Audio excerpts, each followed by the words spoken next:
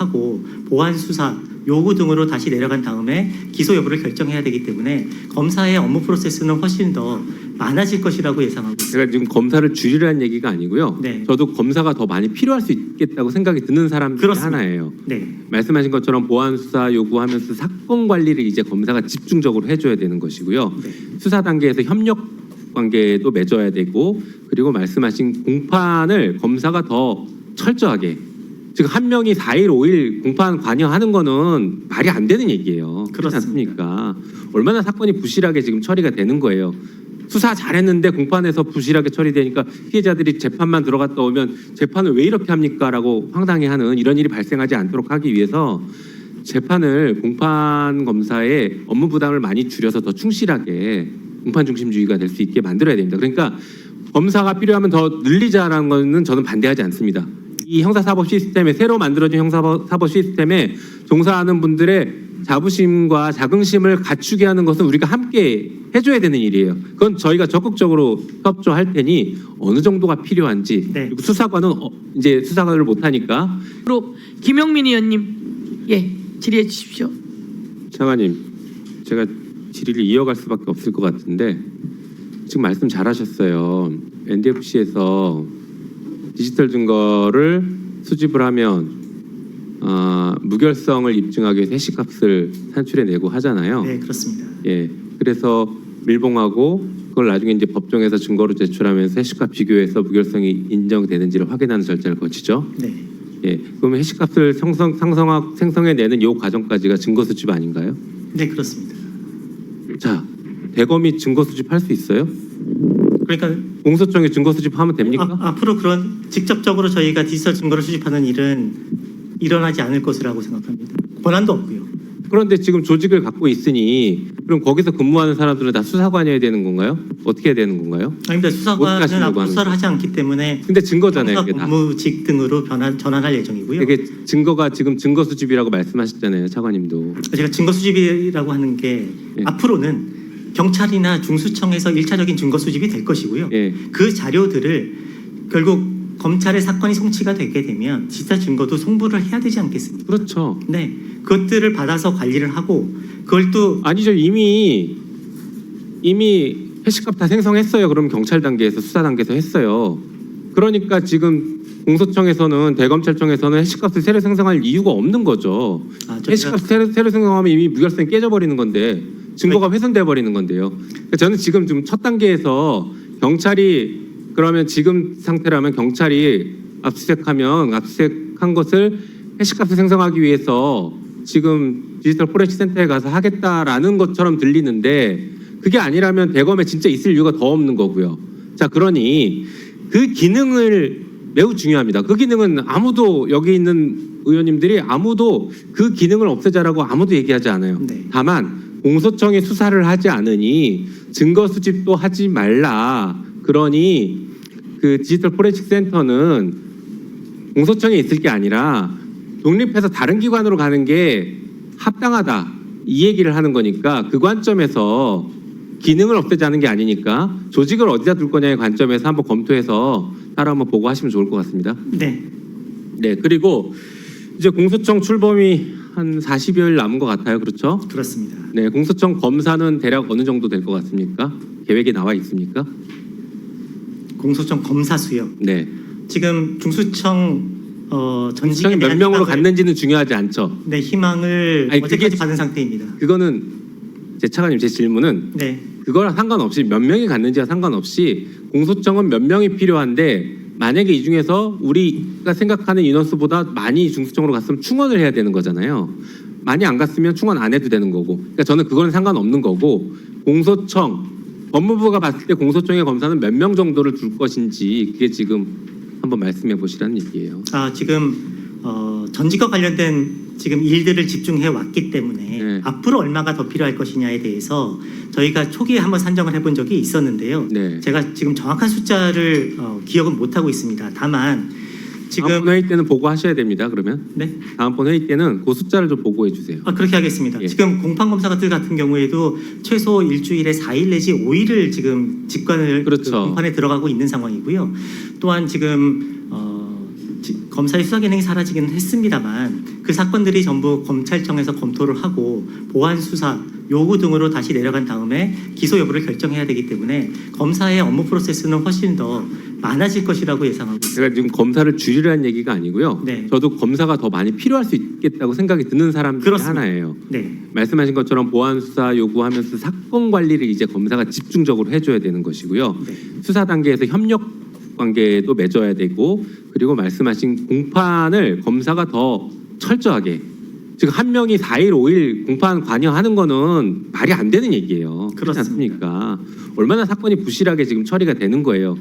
수사 잘했는데 공판에서 부실하게 처리되니까 피해자들이 재판만 들어갔다 오면 재판을 왜 이렇게 합니까? 라고 황당해하는 이런 일이 발생하지 않도록 하기 위해서 재판을 공판 검사의 업무 부담을 많이 줄여서 더 충실하게 공판 중심주의가 될 수 있게 만들어야 됩니다. 그러니까 검사가 필요하면 더 늘리자라는 거는 저는 반대하지 않습니다. 이 형사사법 시스템에, 새로 만들어진 형사사법 시스템에 종사하는 분들의 자부심과 자긍심을 갖추게 하는 것은 우리가 함께 해줘야 되는 일이에요. 그건 저희가 적극적으로 협조할 테니 어느 정도가 필요한지, 네. 그리고 수사관은 이제 수사관을 못하니까 그 직제에서 도움을 줘야 되는 공소청 소속의 공무원들. 네. 예, 1분 더 주십시오. 공소청 소속의 공무원들은 어느 정도를 가져갈 것인지, 그리고 직제는 어떻게 할 것인지, 이런 것들에 대한 계획을 이제 법사위에서는 말씀해 주셔야 되는 거 아닌가 싶어서 질문드린 거예요. 이게 출범 40일 남았는데 아직까지 직제에 대한, 아직 대통령령이 안 만들어졌으니까, 직제가 만들어지진 않았으니까 명확하게 확실하게 말씀 못 하시겠죠. 하지만 적어도 이런 정도의 직제를 지금 염두에 두고 있다. 그래서 인력은 어느 정도 필요할 것 같다. 이런 것들을 빨리 말씀 주셔야 되지 않을까 싶습니다. 네, 의원님. 지금 그 공소청 직제와 관련된 부분에 있어서 논의가 진행되고 있어서 그 부분에 집중을 하고 있고요. 그다음에 말씀하셨다시피 공소청이 되게 되면 영장 검토 등 사법 통제와 그다음에 수사 협력, 그다음에 형사부 검사들이 정말 많은 업무량에 지금 고생을 많이 하고 있습니다. 그다음에 불송치 사건에 대한 검토, 그다음에 공소 유지, 공판 검사들의 증언과 확대, 이게 다 필요한 사항인데요. 이 부분에 대해서 지금까지 검토한 내용들을 종합해서 보고드리고 설명드리도록 하겠습니다. 얘기해 주셔야 그걸 같이 잘 만들어가요. 네, 그렇게 하도록 하겠습니다. 필요하면 증언도 하자고요. 네, 증언이 기묘한 상황입니다. 하자는 입장이 네. 더 많이 주자. 검사는. 네, 알겠습니다. 입장이 좀 달라지신 겁니까? 아닙니다. 네. 네. 공판, 관여와 기소 업무를 더 철저하게 하게 됩니다. 네. 사건 수를 줄여줘야 네. 너무 많이 하니까. 네. 네. 예. 좋은 질의 감사합니다. 다음은 김승원 간사님. 예. 예, 우선 질의에 앞서 지금 반대편 좌석을 보면 국민의힘 의원들이 지금 다 상임위장을 이탈한 상태인데요. 다시 한번 법사위 회의장으로 들어오기를 촉구합니다. 아마 위원장님께서도 그러셨고 저도 전화를 했는데, 아니 예전에 국민의힘 의원들도 2021년도 임성근 부장판사 사표 반려와 관련해서 진상규명을 하겠다고 당시 대법원장 김명수에 대한 출석 요구서를 발송한 적이 있었습니다. 그 정도 사안 갖고도 대법원장 나오라고 했던 국민의 힘입니다. 근데 이번 건은 헌법기관 사이에서 특히 대법원장이 추천력 후보자들의 사표를 종용했다고 하는 의혹까지 번진 정말로 이루 말할 수 없이 큰 사건임에도 불구하고 당연히 국민들이 궁금해하시는 걸 저희가 대법원장을 증인으로 채택해서 불러야죠. 국회법 129조에 따른 것인데 정당한 절차, 법에 따른 행위에 대한 불만을 표시하면서 법사위장을 떠난 것은 이건 굉장히 잘못된 행태이다. 과거에 자신들의 행위를 돌아보라라고 하는 말씀을 드리면서 다시 법사위원장 회의장으로 돌아올 것을 촉구합니다. 네, 그 오동훈 공수처장께 질의하겠습니다. 네. 올해 5월 8일 날 저희 조작기소 국정조사 특위에서 위증 등이 확인된 검사 등 8명을 공수처에 고발한 적이 있죠. 네. 5월 8일입니다. 지금 벌써 8월 21일이니까 거의 100일 가까이 되는데 법에 의하면 2개월 이내 늦어도 4개월 이내에 조치를 취해야 되는데 이게 지금 어떻게 돼가고 있습니까? 지금 예, 수사 활발하게 하고 있고 저희들도 2개월 안에 안 좀 끝나는 활발하게 하고 있다고 하는데 안 끝난 거에 대해서는 또 좀 그 보세요. 양해하는 그 신청을 또 국회에 하고 예, 있습니다. 저희 국회에서 위증으로 고발한 김만배 정민용 관련 국정조사 고발 사건에 대해서는 경찰은 이미 수사를 마치고 8월 19일 검찰에 송치를 했습니다. 국회의장께 수사 결과 보고까지 완료를 했어요. 근데 공수처는 지금 100일이 되도록 저희가 파악해본 바로는 강백신 등 검사들에 대해서 압수수색 등 강제 수사를 한 번도 안 했다라고 합니다. 맞습니까? 저희들 좀 일단 압수수색이 있었습니까? 지금 자료 요청하고 그 여러 가지 아니 그러니까 압수수색이 있었냐고요. 일단 수사는 압수수색부터 시작이 돼야 네, 자백하지 않은 당사자에서는 공적인 수사가 진행되는 거 아니겠습니까? 네. 압수수색 영장 청구를 한 번도 안 한 것 같은데요. 이 수사 의지가 있다고 봐야 됩니까? 저희들 지금 위증 사건이 여러 건 있는데 그 좀 또 열심히 하는 부분들이 또 있습니다. 아니, 이거는 네. 국회에서 의결을 통해서 고발을 한 것 아닙니까? 일반 민간인이 고발장 낸 것과 국회에서 국정조사 중에 국민 앞에서 거짓말한 건에 대해서 위원회 의결을 거쳐서 고발한 것이고 법에서도 원칙적으로 2개월 안에 어떤 수사 결과를 갖다가 내놓으라고 한 건데 왜 이것에 대해서 100일 동안 압수수색이 전무하는 등의 수사 태만 행위가 있었느냐 그것을 저희가 질책하는 거고요. 지금 길어도 4개월인데 그럼 이제 20일 정도 남은 거 아니겠습니까? 20일 동안 뭐 할 겁니까? 지금 국회 그 조작 기소 특위 관련해 가지고 저희들 그 강백신 검사 관련해서 나름 굉장히 그 참고인 조사 등을 중심으로 활발하게 수사를 하고 있습니다. 지금 그 말씀하신 강제 수사에 대해서도 저희들 그 상당히 좀 진행된 부분이 있고요. 그 지금 나름대로 또 성과도 내고 있는 그런 부분입니다. 예. 성과가 무슨 성과가 있었는지 지금 저는 모르겠는데요. 지금 20일밖에 안 남았는데 그럼 어떻게 하실 겁니까? 남은 기간 어떻게 해서 어떻게 하는지 플랜은 있습니까?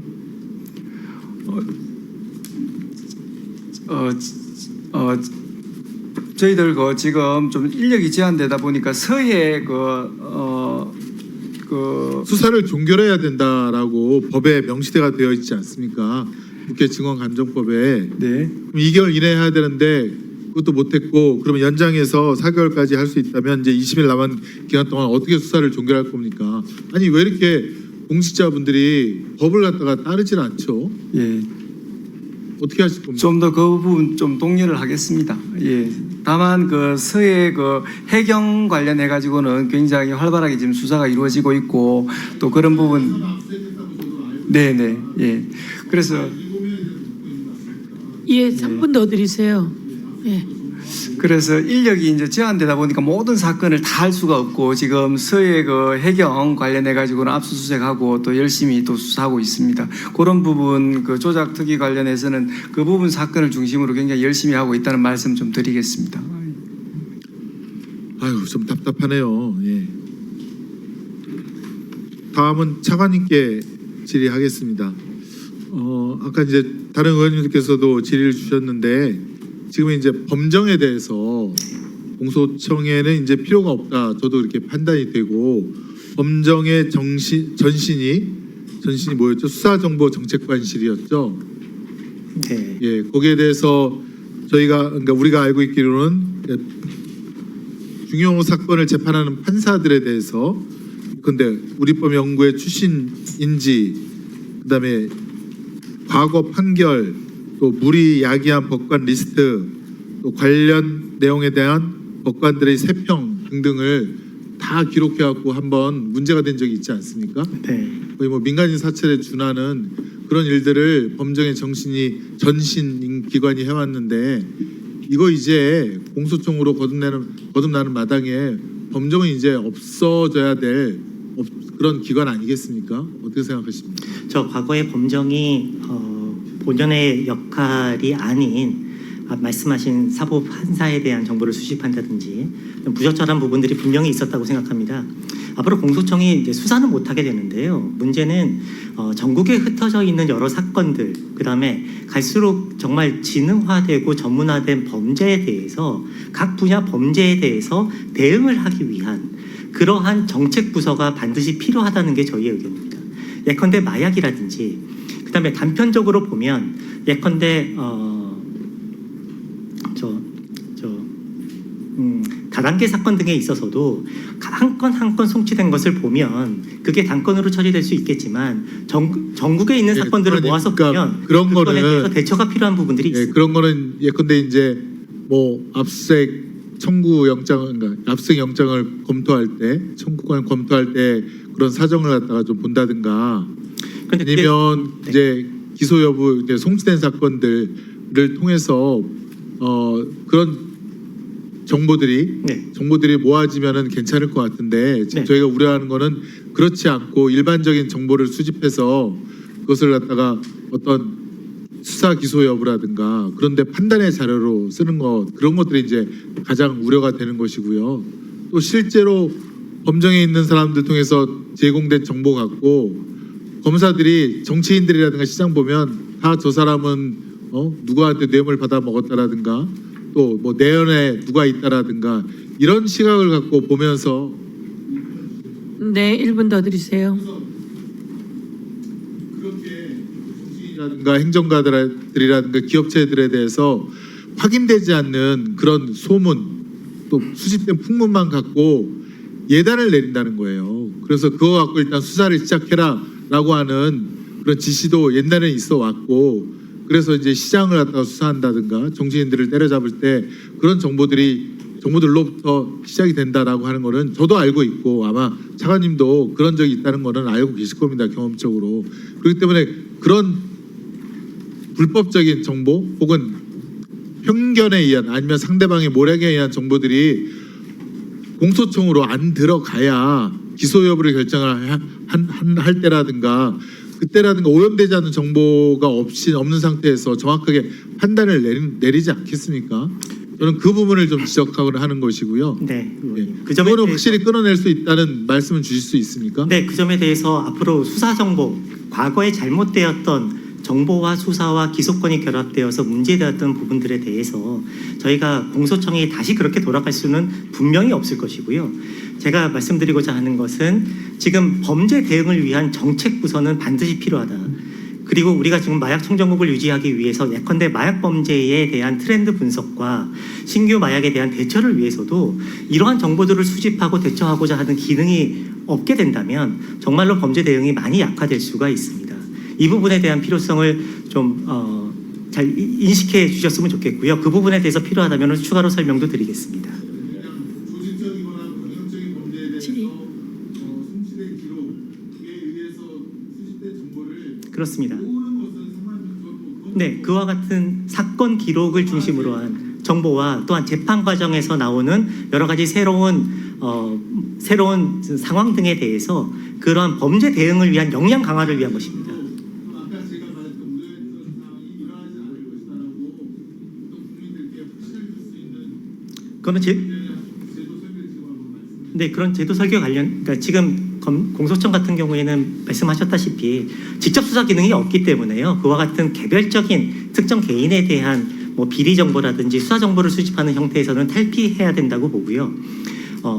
말씀드린 바와 같이 송치 사건, 즉 받은 사건에 대한 기준으로 각 분야에 대한 전문 대응 역량을 강화하기 위해서 기록 검토와 공소 제기, 그다음에 공소 유지, 그다음에 형 집행 과정에서 대응해야 되는 역량에 대응할 수 있는 정책 부서가 반드시 필요해야 지금 생길 수 있는 공백들을 방지할 수 있다고 생각하고 있습니다. 근데 부패 사건을 수사하는 중수청이 영장을 청구했을 때 그 영장을 갖다가 검토하는 검사가 이러이러한 정보가 있으니 여기도 한번 압수색을 해야 된다.